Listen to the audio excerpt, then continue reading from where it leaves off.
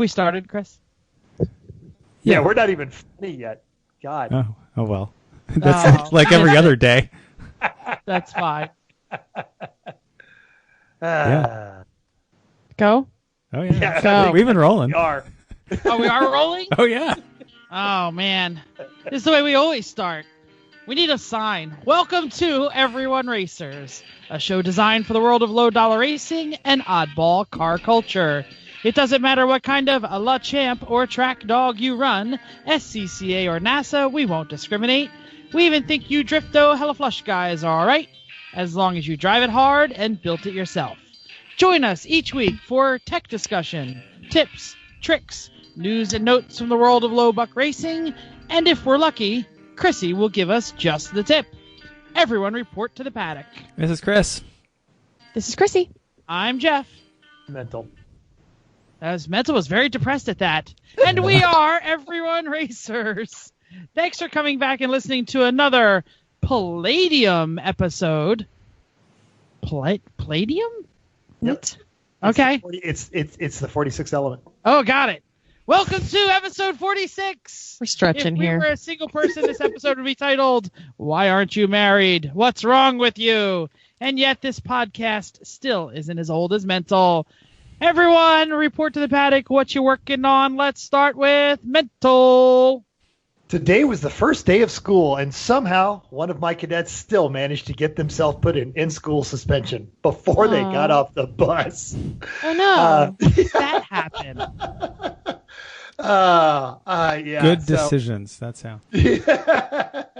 So that was after a week of meetings and scheduling and prep, and then in preparation for my trip to NOLA this weekend to do a train the instructor for PCA and NASA, I did all of the interior lights because about Very cool. I just want to mention that we are recording this on August 1st, and the poor high school students from the Atlanta area start on August 1st. Yeah. Isn't it like 8 with you? million degrees down there? It is. A couple of years ago, Georgia adopted a shorter summer break, and we have a lot of week-long breaks. So, like our first week-long break. Oh, that's a thing. Yeah, but honestly, it's better. The retention's better. It's a smarter plan. Yeah, I agree with that. Yeah. When I was in New Jersey, I saw school starts September 5th. I'm like, oh dear God, how do parents keep their sanity having kids in the house for that long? I agree. For those of you not watching at home, my 10-year-old is sitting next to me chuckling. He's making faces. Josh, you want to say hi to everybody? Hello. So there's Josh. He is definitely very busy this summer with everything that's important. Chris, tell us why you're busy. Well, I want to talk about a lot of this later on because it ties in nicely with a lot of listener feedback we got. But I've done some Honda failure evaluation. And also then, this is giving a little hint, swap the backup motor back into the Honda. Oh, yeah. And it runs. It runs. I got it running last night. It's swapped in already. Oh, yeah. Oh, yeah. I just got to put the bumper on and put the side skirts back on and, put the wheels on. And the car's He's ready to getting go. really good at putting that motor in and out. Yeah. It's on thumb screws at this point. It would be so much better if it was. Instead, it's still lifting. I'm just getting faster at it. It's like I've got a system. Yeah. And there's no stuck bolts or stuck plugs or anything actually at this point because you've turned them all. Or you actually. We also washed all the cars because they were filthy. Jeff, I know this is an unusual concept. Yeah, it's when I you don't know apply what that's soap about. and water to the outside of your car and then take a rag on the inside and wipe down the dust. So that was a fun concept, but it's nice to have clean cars. Sure, I Look understand at his it face, the exists. same as Chrissy's when we mentioned Instagram. Yeah. I also fixed the trailer brakes because they weren't working very well, and I neglected to fix them when we were at pit race. So I finally got up under the trailer and figured I just needed to adjust them a little bit more. So I adjusted them a little bit tighter, and then I said, I'm actually going to test these. So while I had one side up in the air, I had Chrissy apply the brake controller, and the rear axle brakes, they locked right up after I adjusted it. The front axle just kept spinning. So that's made me start looking. So found two broken wires actually on the wiring to the front axle trailer brakes. Fixed that. Now I have 4 actual working brakes on the trailer, which is a fun place to be. And do they communicate with the trailer brake controller? They do. Oh yeah. Yeah. I always find the mechanical part's not the part; it's the communication link. Well, how about this? I can have the wheels off the ground, spin them. Chrissy hits the controller; they stop spinning. So we shall see when I actually drive it, but that's a good start. Also put up some kitchen cabinets. We did. Yay! We're actually up on the wall There's 3 and of have them. stuff in them. Oh, your cat must be so depressed. It's the other one's still up. The cabinet that the fake cabinet is still up. The parkour cabinet has yet to go away. It's getting close though, because the kitty likes to parkour over the cabinet. And I bought a jacket. That's what I've been doing. Jeff, how about you? You bought a jacket? Tell them about your jacket. Why is this news for the podcast? It's not really news. Chrissy decided to add it. I added it. Chrissy, why is it news? We went to Brooks Brothers and we got a nice jacket for the wedding. Like a suit jacket. Like a suit jacket, yeah. I got a new blue blazer because my old blue blazer is basically worn the hell out because New England. And that's what happens to blue blazers. They wear that everywhere. Exactly. Yeah. So, got another one. Awesome. I guess I'll go next. A bit of a story if you've been following it. My father, the 70-something-year-old Hoon, went to the SCCA 2-day-long Battle of the Bay autocross, and he's been wanting to autocross forever. I think he put on Facebook that it is the first time he has been in an autocross since 1968. The last time he autocrossed was 1968 in his MG Midget. I said, well, Miata Midget, it's about the same. So anyway, so he went out there. The Midget was cutting-edge technology. The Midget was cutting-edge technology. So there were 104 people. He beat 9 of them. Cool. You got to start somewhere. Start somewhere. He had an instructor each time because he was. I didn't think that was a thing. Yeah, he was very concerned because I went out in the first session and immediately got lost. So it is highly possible that all of a sudden you're driving your 400 horsepower Corvette that your wife owns, and all of a sudden you go, "Hey, I'm supposed to be on the other side of those cones." Crap, I missed a turn. So he figured that since I can't follow the course, he can't follow the course. So he went out with an instructor, which basically just gave hand signs in which direction the course went. And they said he did really well. He just needs to know he can go faster. He said his lines were good, and there it is. I'd like to thank you for confirming the myth of every Corvette driver I've ever seen at an autocross, Jeff. Yeah, it was totally terrible. Power oversteer basically at every single turn.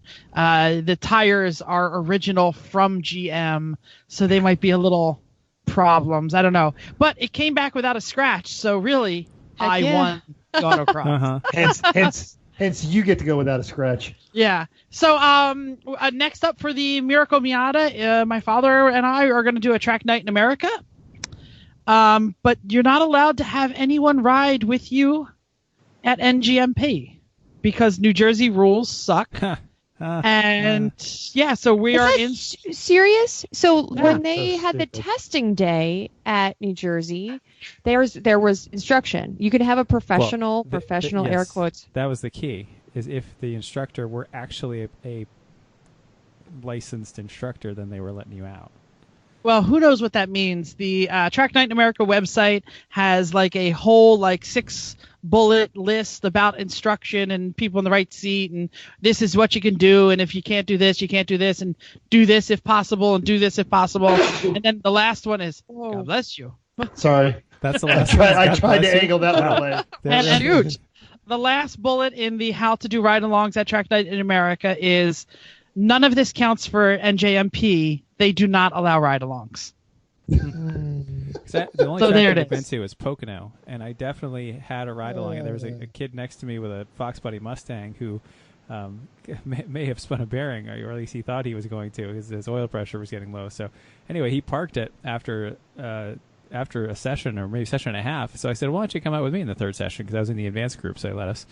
So he got to see 140 in the Mercedes down the back straight up Pocono. Yeah, the rules for right seat in Track Night of America is very clear. It's like novices can go with advanced can go with, can do instruction with novices, but we don't want 2 novices to get stuff. So it's all listed out, and it says, blit, except NJMP, because New Jersey.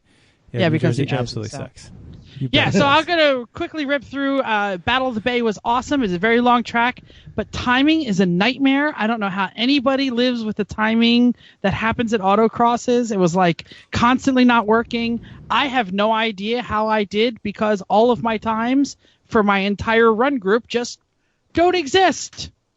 Well, Really? Either way, then well, maybe. Yeah. So you're one of the 9 people? So no. That was day 2. He did 9. Okay. I was there only on day 1. Right. So it was just they were just like, okay, so we know who won, but we have no idea what your time was. So pack Right. scores for all of you in Group 1 doesn't exist. So I don't know. I think at a road race they would like burn the place down if that happens. Waiting for data. Yeah, exactly. So I also want to mention that I recharged the air conditioning in my daily driver, Mazda 3, Long Roof for Life, and totally broke my riding motor. How'd you break That's your it. mower? It's been a long time coming. Well, is it the Chrissy engine that's mowed broken, rocks, or is and it the she mowed a mower pool part? cover. Like, It is the mower part. The That was deck, a long time ago. one deck blade is no longer communicating with the deck pulley. got it. Oh. Okay. So It's like if it just wouldn't go anywhere, you could just tow it behind the avalanche around the yard, and that way it would cut the grass. But no. no, and it's really sad because it's a dual blade deck, 42 inch, and you only get like 24 inches of coverage, and then every once in a while the blade that is no longer communicating decides to kiss the blade that is still working, and it makes a really loud sound. Oh, no. that's gonna be I was like, exciting. you know what? I'm done. I don't really need my grass cut that much, so screw it. Especially when something flies out of that. Exactly. The Chrissy, what you- Hoggers. Oh, sorry. Whitey did the same thing with his Land Rover and his land up in Jasper. He just towed a push mower behind his Discovery. Yeah, there you go. All right. Well, I actually have a mowing story. I cleaned the house. I did some wedding stuff. We washed the cars. It was great. We washed all 3 of them. They look awesome. We drove to the beach on Sunday, and it was closed. So then we drove home. So we did 6 hours in the car. Because Yep. Jersey, Well, Jeff. Why New is the beach Jersey. closed? Because New New Jersey. Jersey. New Jersey. Chrissy wanted to go. And then we were gonna try to find another one, and then whatever. And then we went home. So we did 6 hours in the car. So then I mowed the lawn, and the very last 2 seconds of the lawn, I got stung twice. Oh. So on my leg, it was sad. I was sad. And then Chris finished the lawn for me. Okay. Jackets, hornets, bees. Hanging leg Hornet, I guy. think, Yeah. No. Because I Yeah. get the little yellow jackets and they live in the ground, and I'll hit them with the mower, and then they all come out angry. That's what Yeah. Chris thought it was. You and then got to pour some gas down that hole and let them match mental. Like we had those yellow jackets. I do. Yeah, we had those yellow jackets in the ground, but right under the bush, right at the front stoop of the house. So if you've ever walked by, you know that the half of the tree is dead, but we don't want to take it out because it's a pain in the butt. 'cause Anyway, under that was where the wasp. okay. Well, I just want to mention Up that. next on lawn care for everyone. No, I'm going to bring it back to cars. If you have lots of derelict cars and trailers and stuff in your yard that don't move, you're going to have mud wasps. They love to build inside the fenders of cars that don't move. So make sure if you got a lot of Hulks out there, you're banging the fenders every now and then and shooting that sucker with some And running away. running away. Exactly. It's Okay, hard. so I'm bringing it back to cars. So today I'm driving to work, and it's, I'm like, the car feels a little weird. And so then all of a sudden I go over a bump or two, which is, if you've driven 422, because it sucks, there's one every second.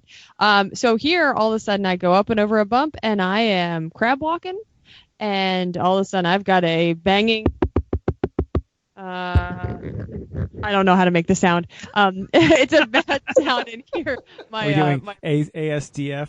Yeah. It's the opposite of ASMR. ASMR. Yeah. ASMR. It's the opposite of that. It's angry sounds. So my driver's side shock blown. Right? No, it's much worse than that. And so my rear driver's side shock blew on the way to work. So then I got to work because I was like, well, why turn around now? So I just keep driving to work, and then I limp it home. So You don't really need a shock.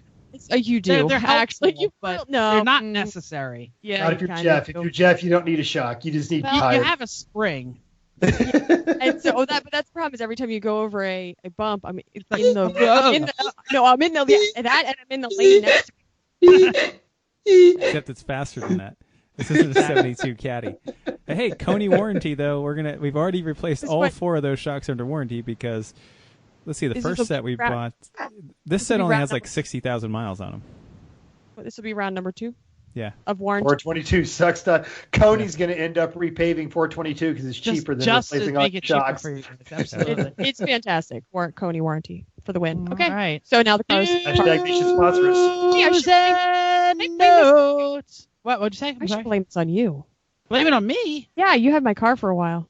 Oh, no. Maybe you did it. No. Just like he broke the powered door lock on the back of the Suburban. It's gotta be Jeff. That's just not fair, man. Not fair. That was not me. I will claim everything I break. News and notes. Who's got something? Only you me, do, right? Jeff. All right. So Summit Point Raceway has a new owner. Just released. I'm going to attempt a pronunciation. Xator, Xator, of Reston, Virginia, headquartered company that specializes in supporting U.S. government clients in fulfilling their national security mission. I have no idea what that means, but that's how they describe themselves. Blackwater 2.0. Yeah, exactly. Purchase Summit Point Raceway, Inc. They are new to racing, but is fully committed to ensuring that motorsports enthusiasts and fans have the same quality experience at Summit Point that they have come to expect for nearly 50 years. I don't know who the hell they are. I don't know why they bought it, but they pledged to keep the same motorsports director, Chris White, in charge, so they claim that they're still going to use it for racing. Well, Go, Chris. The past owner, BSR, did a huge amount of Yes, he government driving training. Like they have a fleet of Crown Vics, and they'd use Jefferson Circuit because Jefferson Circuit is otherwise completely pointless. And the skid pad and things. That's what they'd use for a lot of their driver training. And teach them J turns, teach them spin and pin school. Yeah, exactly. How to run roadblocks. Yep. I did that. Yep. I did that Fort Bragg actually a lot of years ago, but I did that with Fort Bragg. And they've also got the firing range. Didn't we watch a Chrysler Intrepid get exploded up to one time?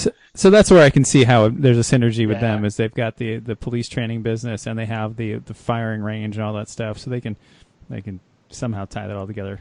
Hey, as long as they keep it open. So 3-letter agencies. All right. And get rid of the deer. That's all you got to do. Well, they just need more of the guns around, and that'll help that. That's true. Just shoot them more often. Yeah. Exactly. So, who else got news? This weekend was Lemons at the Ridge, and folks, actually, we did not do terrible on our picks. Chrissy, I think you got how your guys did. I only got one winner.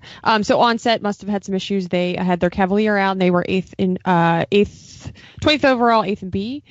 Silver Sleeves, our friends Sean and Kate, or at least Sean, I don't know if Kate was there. Their MG 111 Sports Saloon won IOE. Fantastic. They have 3rd in C and 21st overall.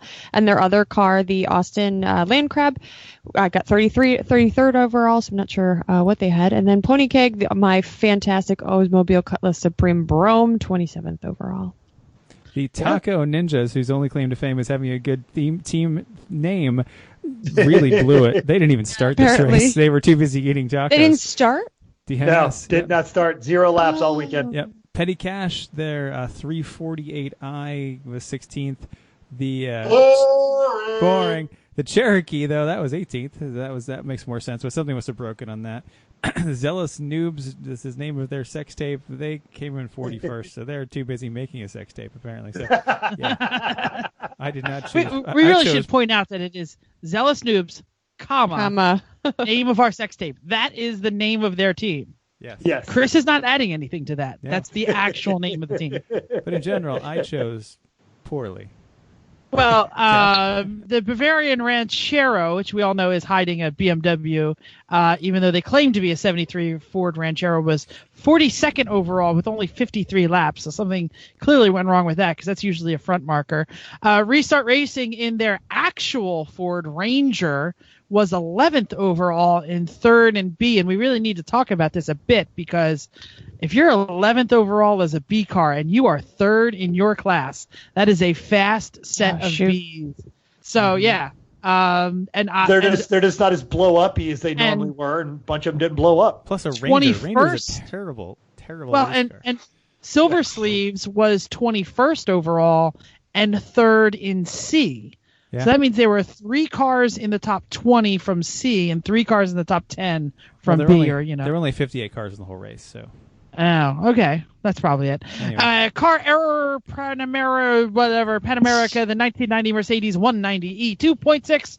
The mighty Did one. not Nice. start. The Misfits 1995 540 BMW 26 overall, and Citroën Commando 1991 Volkswagen Van again 58th, dead last of the cars that started 3 laps. Oh.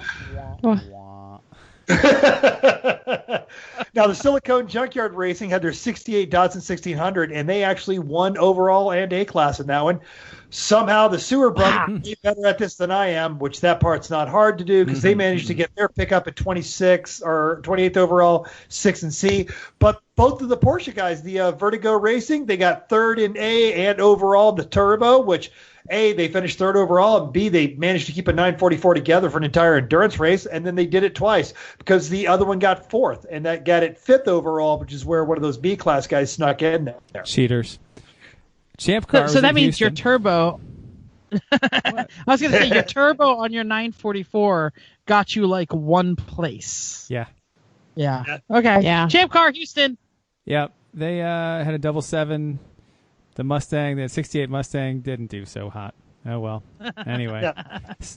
Saturday. Skip it all. All right, Saturday 9-4 Motorsports took first and second with the second place car literally .362 behind the first place car. And then Garage City Racing was 2 laps down. But Sunday, they completely flipped it. Because Garage City took the win by 1 minute over both those 9-4 Motorsports cars. But as Chris mentioned, the poor Mustang finished 10th on Saturday, but only managed 3 laps on Sunday. Wah, wah. Champ Car Canada was also raking this weekend. And I don't know, some people won. They probably had a BMW. Fair enough. More I don't importantly, care about teams, yeah. With whatever. Champ, we care more that we care about. Champ ran a True 24 in Utah Miller Motorsports this weekend. Have a couple people we know. I would like to do that once just to say we did. absolutely Utah or sign True 20? us up. And then never do it again. Yeah, right. Utah or 24? 24. Oh, 24. 24. I love True. They are very taxing logistically. I love True 24s. They're awesome. That's what I said. I want to do it once and then not. Yep. You want to give 1, 2, 3? Oh, That's okay. Jeff. I'll do Yeah, it. but that's me. Sorry, it's green. I lost track. 160, son of Andre, 1989 Ford Mustang, took first place.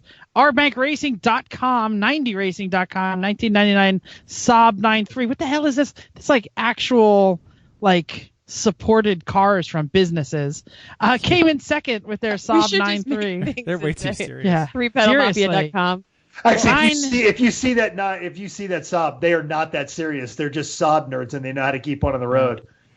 Well, it's So like Chrissy when we went to One Lap and we made up the fake sponsor Oh, we for the did. sponsor section. So We said just picked Scala's just like the and pizza Birdsboro place down Beverage. the street, and we made up Berks County Gynecological Associates. And they actually read them out because the guy's just looking at a piece of Oh, paper. my God. So we did that. Sorry. If I knew they were reading it out. It was pretty fun. We thought it was funny. 918 Visceral Racing Group, 1987 Porsche 944 came in third. True 24. Yeah, we said Ernie, Bert's one sister. They were out there. Yep, they are in a 240. So it is. They call it. What do they call it? Mini vet or something like that. Corvette, because Corvette. has a Thank you. C4 Corvette rear end on it for some reason because drifters, the drifters they bought it from thought that was fun. Anyway, And they actually, drift tax on a 240. They got 18th out of 24 people, 190 laps only in 24 hours. Had some spongy breaks Saturday for 1 a.m. Took them 17 minutes to rotate the tires. I've hung out with those guys. I'm not surprised. No, keep going. Oh. 17 minutes. They did rotate the tires. Oh, they swapped rotated the tires, swapped the master masters. cylinder, bled the system. Wow, this is all in the same 17 minutes? Yes. And changed That's why I drivers. wrote it. Seriously. All the All drivers got stints. stints. Lots of fab overnight. Yeah, I'm impressed with that now. yeah. You read what I wrote. And hey, and if you can want do to that. drive on track and not have to do all Have to that junk wrench at on 1 your o'clock in the morning, Why would anyone not want a wrench? Right? We have to place, especially overnight. Extreme experience, not overnight, during the day, puts you in the driver's seat with some of the world's best supercars at over 20 race checks in America and Canada with no speed limits, no shifting restrictions, and no governors. Head to xxspeed.com, choose your supercar, find a racetrack near you, and start making a story of your own. 7 models of exotic cars for you to choose from. 20 tracks with a New Orleans year-round location. Pro instructors with the car with you, helping you explore the car's limits and how to race the light racing line. Save 25% when you use Everyone Racers at xxspeed.com. That's no space in that, Everyone Racers. Extreme experience, it's your turn. And we're looking. Oh, sorry, hold on. I'm sorry. There's stuff in between this. We're looking for additional sponsors. So if you know of somebody that you would like us to read stuff on the air, we are looking for mutual benefits for anybody who's out there. So let us know. Yeah. Might be talking about some chickens in the future. Hint, hint, clue, clue. Some fast chickens. And some dogs. Some dogs, absolutely. So we posed a couple of different listener questions last week. So let's get to our lengthy listener feedback for this week. Yeah, I'm going to start with something cool. I got from 3 p.m. Dave directly. He said, hey, catching up from episode 44, you spoke of gauges and idiot lights. Make sure your drivers know that if the big trailer oil light that he also has flickers under heavy brake on practice day, don't go around another lap to watch it happen a second time just to see if it does. Don't do that. So, top tip from Dave. Thanks, Who Dave. did that? That's the voice of experience. Uh-huh. And he says, you guys pick on Jeff a lot about braking stuff. So, hey, remind him I need some new 3 p.m. windshield vinyl from breaking windshield on the grass. It's on the list. Actually, the Tank Cat needs one as well. I need one for the... I've got a bunch. Yeah, hope we get the Honda fixed. So then we had a lot of questions last week. First question we had was, Ombre or Honda? And we had some feedback. Now, Chris Egan actually asked, has the Ombre ever had a clean race? Not entirely. Close. I think the first race was clean, but it wasn't totally sorted yet. I think if any answer begins with, then the answer is no. Probably not. Rich was saying that cars are boring. What's the theme? You're not going to read his Facebook name? No. Okay. I know it is. That's cause of boring. What's a seam? Yeah. Another guy said, Owen Freeman said, put the turbo from the Civic on the Ombre. No, just no. No. Don't want that at all. Yeah. See Chris Egan's question. Exactly. So Eric Kritzler, friend of the paddock and teammate, said, with enough luck and no miracles, like the TR8 running the whole race, that would be impossible. No, not your TR8, that one that actually won. One in New Jersey. They got a top 10. Yeah, because that one was crazy. It was supposed to blow up. And hey, if he made it, good for them. That's fantastic. Yeah, they did make it, so they deserve their win. But he says the Ombre could easily win Class C. I put the word easily. He said the Ombre could win Class C. Not knowing how much you like driving this, but now knowing how much you like driving the Civic and not the Ombre, I'd go with what you'd enjoy. He suggests we fix the Civic. He also chimed in on the what's wrong with the Civic question, so I'll just jump right in there. He says cylinder 2 is number 2. He's right. So Matt Vanchek said that he's only joke, everybody. He's only on number episode 22, where we don't give Chris enough crap about his Patriots bragging. Which suddenly stopped. He stopped Patriots bragging. Was there soon. an incident? Something happened? It was early February. Yeah. And we actually were all together at that time. So we also had some quality answers, unlike just hassles. Oh, hold on. Oh. To Matt Baranchek, skip ahead. Just get to I don't know, 30. Chrissy, he's 24 episodes behind. He's not hearing you until he's already gotten here. So yeah. Never mind. I was going to mention he has really cute dogs on Facebook, but by the time he hears them, they could have run away already. I don't know. Yeah, probably. We get some good answers. Aaron Lemon from our team, he said, hey, if I had to guess, being as it's all brand new and just rebuilt, I'm going to say there's either a burr on one of the rings or it's stuck in the piston. Or I've actually seen this happen, he says, or the gap placement shifted on assembly or a ring is cracked. Okay. That's good answers. Yep. Now, Eric, after his funny quote about the 2 being a deuce. He did actually say 0 compression is a test rating on number 2, and his thing is that maybe we're looking in the wrong place, and that comes to a valve tray. So maybe an exhaust valve got too tight. And I know we're going to get to the answer. Yeah, that actually was my first thing when Chris told me what happened. I said, "Are the valves okay?" Because that sounded like valves to me. So, young Chris Egan, engineering mind, also said, contrary to Jeff's long-standing assertions, I'm not some math-slinging engineering nerd when it comes to race cars. In my real job, I do redesign things with thermal and structural analysis. But with race cars, I've long been just get it to work kind of person. And I would like to tell Chris Egan that I actually wasn't mentioning that he was like an engineering kind of guy. I just know he has lots and lots of experience with terrible engine failure. And lots of fixing and fapping. No. I go on. Was mentioning his engineering. Keep going. So Matt Farinchek said unless there are no rings left, 0 would have to be an open or broke valve. They put a camera on the cylinder. And actually, I think there are a few more than this that, especially because they came up today. But we're asking. Go ahead, Chris. What happened? Here's the real answer. We did put a camera down. Well, first off, we did a leak down test, and that as soon as we did that, there was nothing out the intake and nothing out the exhaust. But when we opened the oil cap on the valve cover, all kinds of air came out there. So we know it's getting past the rings.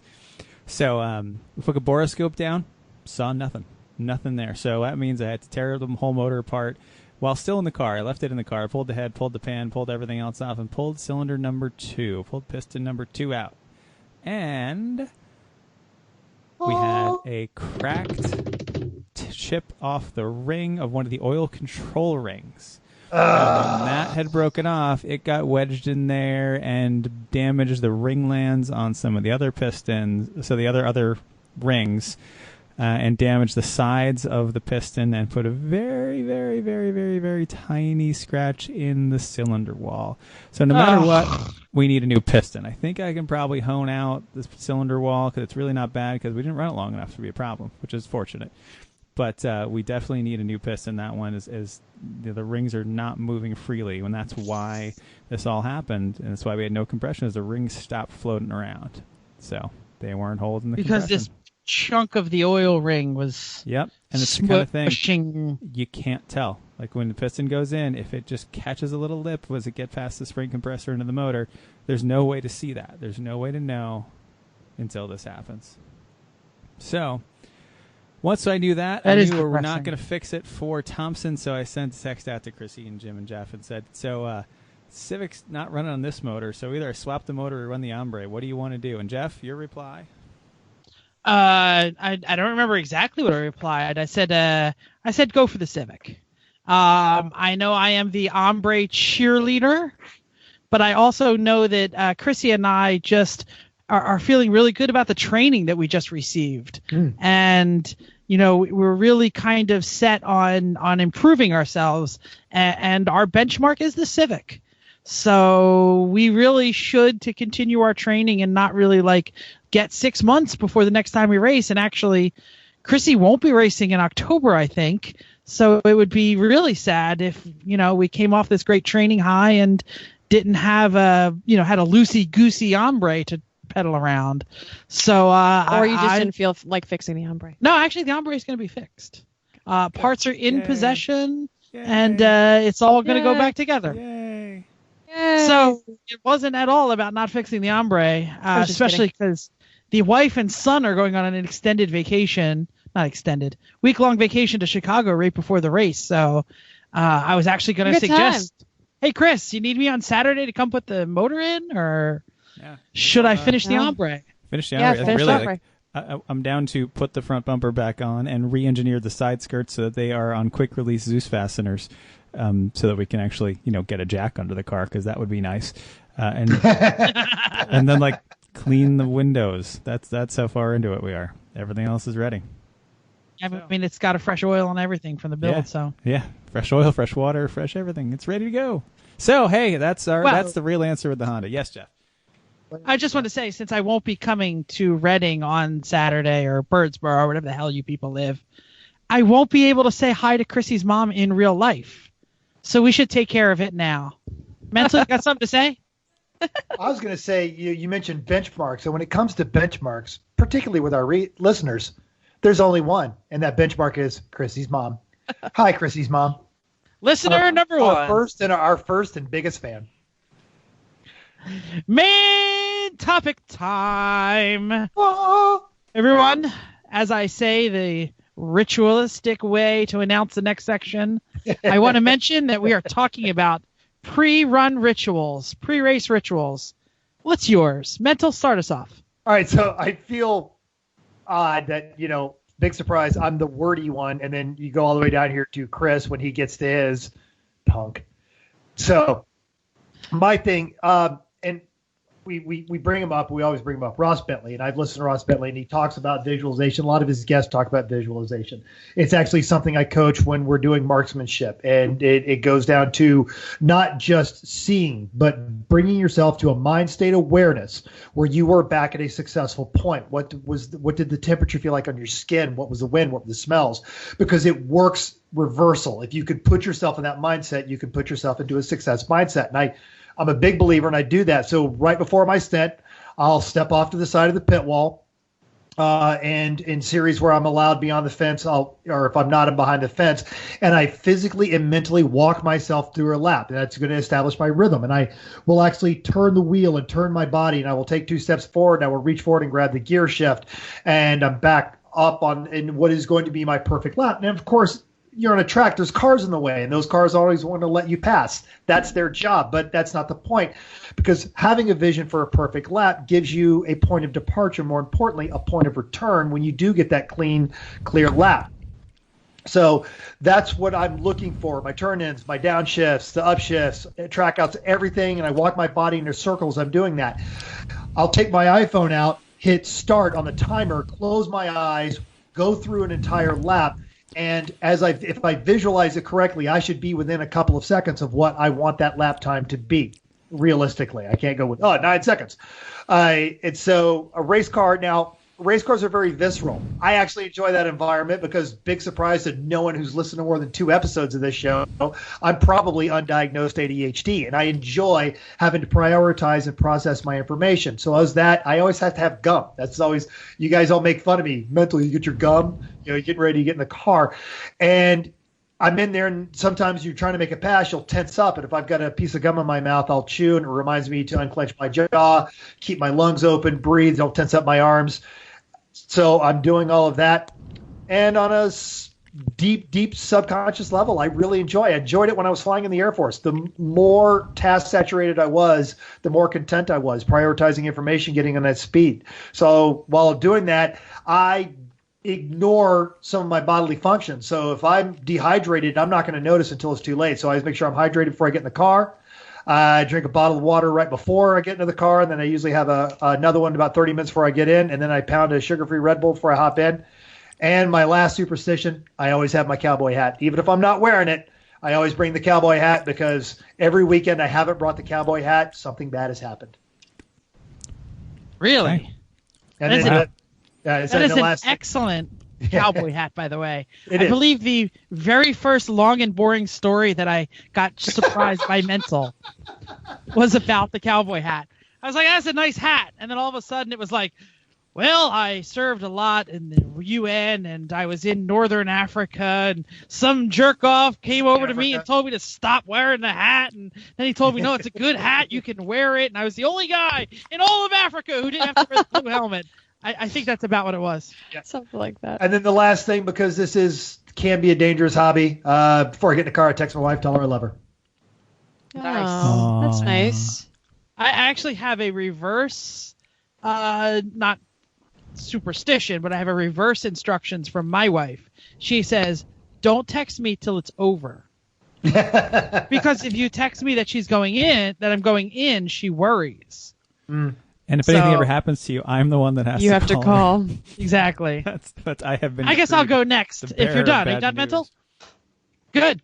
So I have no superstitions. I am not a superstitious person. I don't care what happens, black cats, whatever. They don't bother me. But I do have mantras. I always talk to myself through the thing that I'm trying to do. So before I get in the race car, I will maybe remind myself of all the things I'm working on. Sometimes it's don't black flag, don't black flag, don't black flag. Sometimes it's turn later, put down in the sweeper. But part of the walkthrough that we do when we do the thing is, Chris tells me things, and I'm reminding myself of the verbal instructions. So it's not a visualization, it's more of a verbalization. You will go faster, you will go faster, you will do this, you will do this. But I wouldn't call it a superstition. I'm not doing it to, align my chakras, just remind myself. Then what the hell do you kill that chicken for every time right before you kill it? Because it tastes so good. So much work, too, right? I know, you got to chase it. That's my only All that workout. squawking and flapping? Christ, Jeff. Yeah. Leaves. Feathers everywhere. Curse on the other cars. Exactly. So I do actually try and take care of myself. I always try and make sure I hydrate before I get in the car. I make my bladder or my colon happy, not Colin. I'm Colin, and then I said, who's Colin, and why do you care about his happiness? I'm Colin. My middle name is actually Colin. It's not. It is. I don't know. Jeffrey Collins. It's like we're on a first date. This is so fun. I know. I Isn't it exciting? upset that I didn't know that, but Chrissy's known you longer, and she didn't know it, so I feel better. Maybe I heard of her before, but I like that you know their middle name. You named Colin. Yeah. Yes. Name your colon. Oh, I did not name my colon Colin. That would be very redundant. But anyway. I'm not even joking. I promise. So I also want to mention that I always try and make sure I'm fed before I get in the car. And that's not always the easiest thing to do because I open a lot. So sometimes, a little extra drinky has gone on all weekend. We don't do that. Gotta cook my own breakfast. Oh, get out. Actually, it's been a long time since that's happened. Yeah. So there's always snacks around, too. So. Absolutely. So I always make sure I do open a lot, so I get up nice and early-ish. And unlike Bruce, who wakes up like 45 seconds before he climbs in the car. Before the green flag. Before the green flag. It's been yellow, and he's still getting in the car. So that's what I do before I get in the car. Chrissy. So I on the same token as Jeff. I like to eat. I make sure that I'm finding something that is going to sit well. I try not to have. I usually have a kind almond bar, or something that's just going to be not too acidic and not just kind of like slashing on my stomach.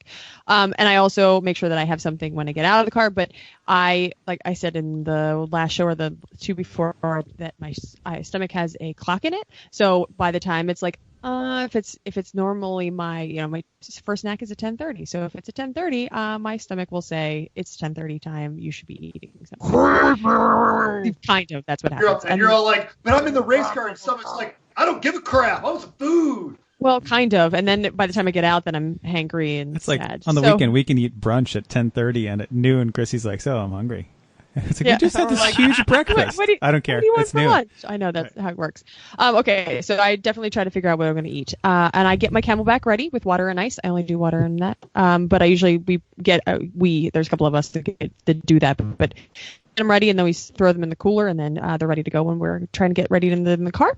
I usually sit in the motorhome, so I don't usually start. Sometimes Thompson and I started, but I usually have time. I sit in the motorhome, keep cool. Make sure that I'm not using up any of the effort that I'm going to need to get in the race car. And then I usually try to practice some deep breathing because when I sit idly by, I occasionally start getting more nervous.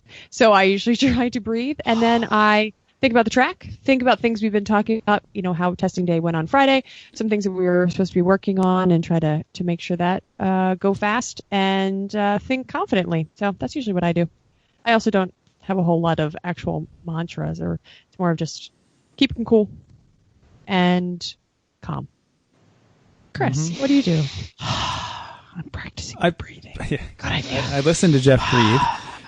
No, I put on my race suit. None of us listed that. It's a That's thing. fine. We have to put on a race suit too. I put on my race suit. I have a Red Bull. I pee, and then I dominate. That's about it. Yep. I just wake up and I pee excellence and crap magnificence. Yep. Can I ask something? Yeah. I'm gonna let the listeners in behind a little bit of the show. Who picked this topic? Every single one of us, like, no, we don't have any. Mental. I did. No, it was me. Really? Because in one of my download sessions, we were talking about it. It was actually, we were standing around and said, does anybody do anything to get themselves ready? And this was for the HPD when we went to, but the guy who was running it basically said, is there anything that you do?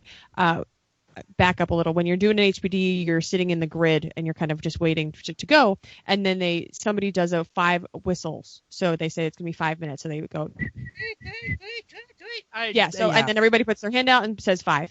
And then they do 3 and then they do 1. They do the same thing.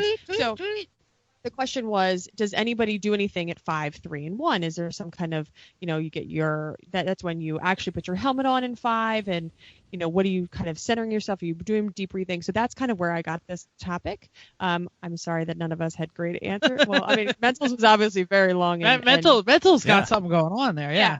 For once, Mental had lots to say, and it was good. So. So yes, that's where this topic came from, because I thought it was an interesting thing, and thought maybe some of our listeners have something better that they do. Maybe they do some like voodoo or rain dance, kill chickens. Maybe that. I will add one little tip that when I find myself out of center, especially in the car, and I'm not centered on what I'm doing, and I'm not focusing on what I need to do. Is this weird little tip? Another Ross Bentley tip. Take your tongue and point the tip of your tongue at the roof of your mouth. Somehow, we're all doing it in our minds right now. Centers. You know that, right? Every single one of us made the funniest face right now. And everyone in your car is doing it right now too. So give it a try. Next time you find you're not focused on it, you focus on that. It kind of focuses your energy in your head and figures out what you're doing, and it actually works. Like, it sounds so stupid, but try it sometime. It actually works. That kind of gets your head back where you need to be. Yeah, it's a yoga thing. It's a chakra, and it also kind of forces your jaw open slightly and enhances your breathing. It's absolutely, yes. It's a medical thing. It's legit. Yeah. Wow. Actually, let's talk about breathing for a minute, because I'm the neighborhood not breather. For those who don't know me or know what I do, sleep next to me, I actually have extremely constricted nasal passages. So breathing, yeah, that's why my voice sounds like this. No, but I make sure that I use my nasal spray right before I get in the car, because it has about a 5 or 6 hour kind of window. So, that's, my wife's computer is making all kinds of blingy noises. Sorry about that. We can't hear them, so go. Okay. Yeah, so I actually do make sure to take care of myself physically, mentally a bit with the mantras, but you definitely need to make sure that you are prepared physically, mentally for the car. I just wouldn't call it a ritual. Don't be all that hungover, really. Or if you are, make sure you go last or first. No. Superstitions, rituals, habits, these are all just things to put yourself in a mind frame. Now, we're not all blessed with the kind of dominance of, get up, throw on suit, Red Bull, pee, dominate. But if that's all it takes for him to get in the race mindset, there it is. But if you're not, it's like anything else. You don't go into situations cold. You don't go into a board meeting without kind of walking through what you're going to say. You don't go into a job interview without having a mindset. And just if it's a 10-second thing or a 10-minute thing to get your brain where it needs to be, then it's a ritual, it's a superstition, it's a mantra, it's a habit, whatever it is. But it's mind state awareness and putting yourself what you want to do, and just go fast. Yeah, I wonder if there's anyone out there who deals with nervousness and needs to creep up on the driving. Don't think about it until you're there. I know that works for me. Oh my God, how do I get this race car? What's on my hands? Ah! No, I was recently at the amusement park and riding the roller coasters and things, and I noticed that people who were nervous were trying not to think about what they were about to do. And I know that there are people who deal with anxiety before they start, but as soon as the green flag flies, they're better. So who knows?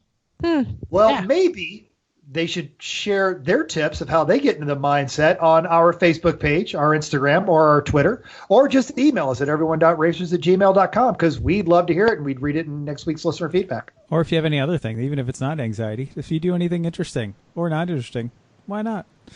Superstitions. I'd also like Dead to chickens. We're down with dead Yeah. chickens. I'd also like to hear from the nauseous contingency. We Let's know hear that about them. we know there are let's hear people about out there who have trouble keeping their lunch in. Don't Ralph. puke in my car, please. But no, not only Bruce Ralph. We have had many people who have puked in the car, and Get your towel. is there anything you do to keep your stomach settled? I would love to hear about it. So Mental, anyway, you're a let's big move fan of on. ginger pills for that. So that's Yeah. one's top Especially tip. when Keep I'm going. teaching. Absolutely. Yeah. All right. So let's go on. Unless there's anything else, it's time for just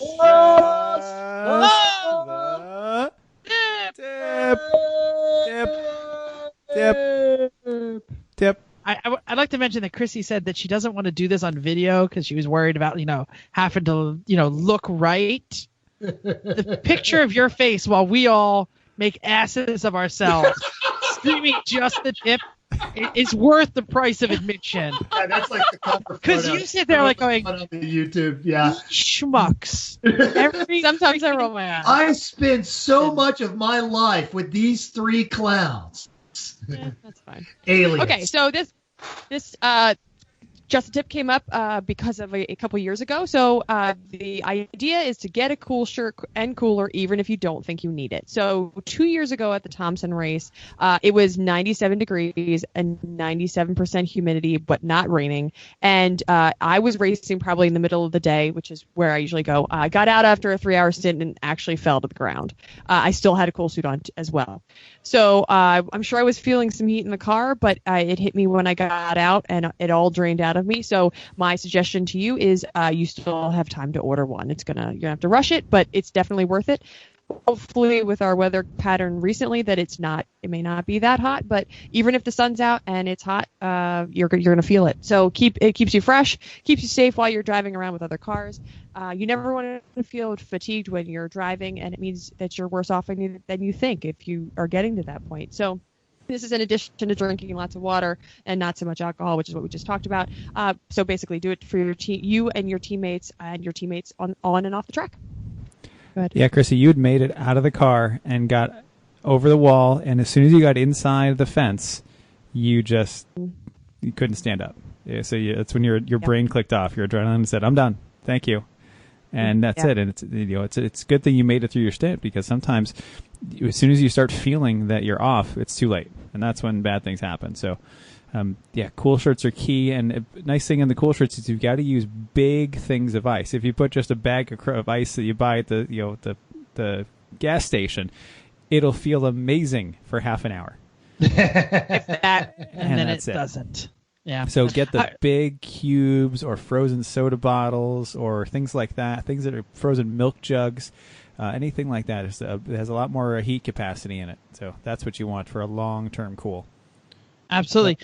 Chrissy, it actually happened to me. I nearly fell over after getting out of a car only once, and it was in the TR7 back when it still had the carbureted 231, 236. It was, no it air. was only Yeah. an injury machine, not a And there's- death machine. Absolutely, there was no airflow in that car whatsoever, and the muscles necessary to turn that wheel, I think, was extra stressing. And yeah, I had a great stint. It wasn't even that long. It was probably like 2.5 hours, and I got out and got a little lightheaded. Yeah, you passed Not that against woozy, the fence, basically. I kind of leaned against the fence and said, "I feel dizzy." I didn't feel like I was going to throw up. It wasn't like a stomach thing, but it was definitely. I caught the vapors. Yeah. And didn't have any fresh air too. There was no fresh air and no cool suit in that either because they didn't have one at the time. And we're also all they run running in a lot now. nice Nomex suits. We're running all the right stuff to stay cool. Put the speaker And, down, Jeff. We're not ready yet. We got a ways to go. Well, no, back then I was still in the quilt. Yeah, Oh, well, I'm we were. saying I now. think we were. Well, I But, was. Yeah, now. I can't imagine how people, if we buy the base model G-Force bed quilt and have no cool shirt. And if you have someone with a V8 that throws a lot of heat, I don't know how any of these people are doing more than an hour without passing out. I mean, it is tough. So, hey, get your cool shirt. Get your cool shirt. Yeah. Next show. Who's reading that? Oh, I thought Metal was reading. No, it's Red. Red. No, I was going to tell a cool shirt story, but Oh yeah, you want to tell a cool short story, Go ahead. and then roll into the promo. You should do this. Is your idea. Not expecting to drive Maryland when I was in at Bowling Green, Kentucky this past July. They had a cool shirt set up in the MX-5, but I didn't bring my cool shirt, and knew it was going to be an issue. Got in front of it, got hydrated, didn't drink that much, stayed in front of it, got out of that car after a 90-minute stint, and still peed dust. It's brutal when you're prepared for it, and you've seen my driving suit. I haven't upgraded yet to the new lightweight materials. I still have the old school one. So I'm not bragging. You know, I work out, I stay in shape. I'll go run 6-8 miles in 97 degrees. That doesn't bother me. But yeah, it was painful. So yep, there it is. Hey, why don't you talk about where it's not hot? You know where it's not hot is the Great White North. Canadians, folks. We're talking to our beloved Timmy Zeaton, Rush-loving, Ryan Reynolds exporting siblings for the Great White North. If you are Canadian and you've got great stories about sending it, or you're on the Canadian racing scene, if you were in that last Canadian Chump Car race, we want to hear from you. Our Facebook page, Everyone Racers, Instagram, Twitter, or at everyone.racers, or there's actually a thread on the Grassroots Motorsports webpage underneath the Grassroots Motorsports talking about anyone who wants to be on this show or just wants to share stories about what's similar, what's different. I know we all speak the same language, but you guys use metric and we use freedom measurements down here. Freedom measurement. But at the same time, there is some nuanced differences. What's it like having a shortened race season? What do you guys have to do differently from us?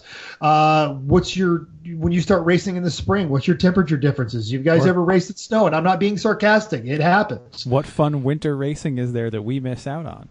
Right? True. Ice racing is something I'm going to try before I turn 50. I tried it in Atlanta. It wasn't fun. That's true. We did. Yeah, were you on the wet line or the ice line? Come to Atlanta in December. It never snows. That's what they say. Thanks, Kim Harmon. Hey, blame Kim Harmon. She doesn't listen to this show. I know.